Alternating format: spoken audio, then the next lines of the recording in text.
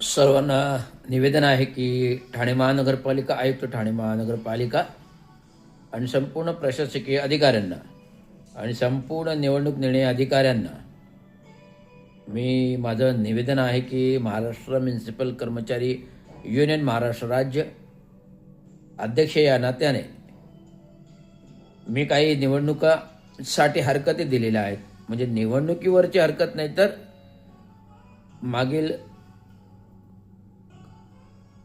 मागील लोक टर्म म्हणजे मागील लोकप्रतिनिधीची टर्म म्हणजे 2017 ते 2022 131 सदस्य लोकल बॉडी जे होते त्यांनी अनधिकृत बांधकाम करणे, अनधिकृत बांधकामास आर्थिक तरतूद करणे, अधिकृत शासन नकाशावरील आरक्षित मल प्रक्रिया केंद्रासाठी ठेवलेली राखीव जागा, ते आरक्षण शासनाशिवाय कोणालाही हटवण्याची परवानगी नाही.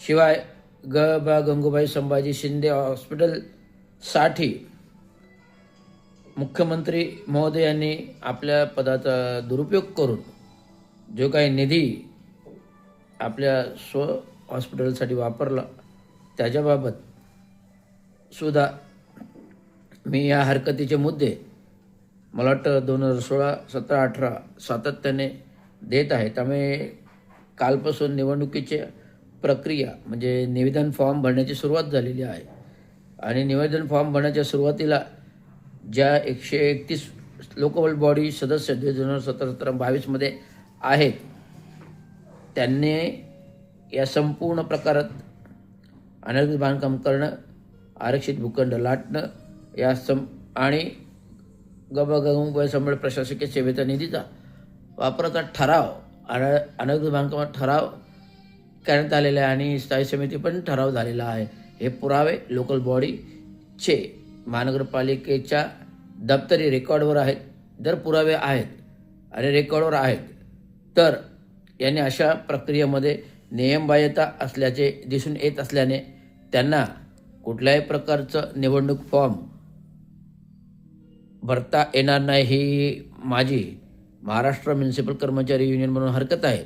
आणि राबोडी येथील अनियमित म्हणजे नाल्याला रस्ता दाखवून नियमबाह्य प्रस्ताव मंजूर केला, अनधिकृत बांधकामाला ठराव मंजूर केला, निधी मंजूर केला आणि ते काम चुकीचं काम होण्यासाठी एक शासकीय सेवेतील म्हणजे ठाणे महानगरपालिकेत प्रामाणिक अधिकारी त्याचा या कामाची काही संबंध नाही, केवळ खोटे नाटे आरोप करून शिस्तभंगाच्या तरतुदी वापरून सदर कामामध्ये अडसर होऊ नये, अशा अधिकाऱ्यांचा प्रामाणिक अधिकाऱ्याचा अडसर होऊ नये अशा प्रामाणिक अधिकारी रवींद्र चांगो शिंदे कार्यकारी अभियंता सेवेतील त्याचा अडसर या कामामध्ये होऊ नये म्हणून त्याला थेट बदली नाही, काही नाही, थेट निलंबन करणं आणि महासभेमधील खोटे आरोप करणं हा संपूर्ण चौकशी अंती सिद्ध झालेला आहे. आणि त्या चौकशी अंती जर हे आरोप माझ्यावर लागतात तर ते चौकशीने माझ्यावर ह्याचा आपण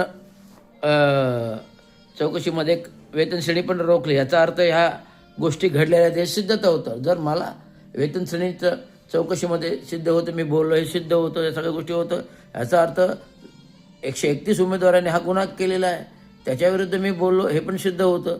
त्यामुळे या संपूर्ण 131 जे माजी नगरसेवक होते, 131 जे माजी नगरसेवक होते लोकल बॉडीमध्ये 2017-2022 यांना कुठल्याही प्रकारचा उमेदवारी फॉर्म कुठल्याही 11 केंद्रांवर भरता येणार नाही.